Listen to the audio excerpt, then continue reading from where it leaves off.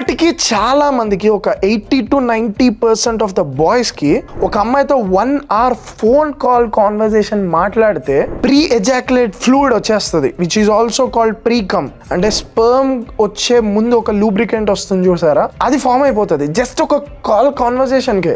అంటే men hormones ఎంత week ఉన్నాయో అర్థం చేసుకోండి.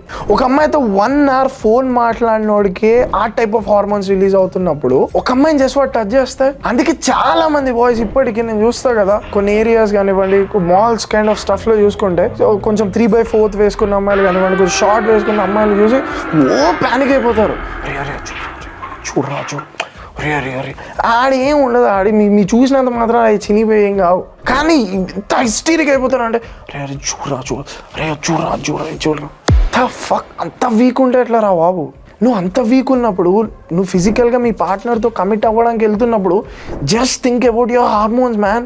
అవి ఇంకా హిట్ అయిపోయి నాకు ఎజాక్యులేట్ అయిపోతుంది.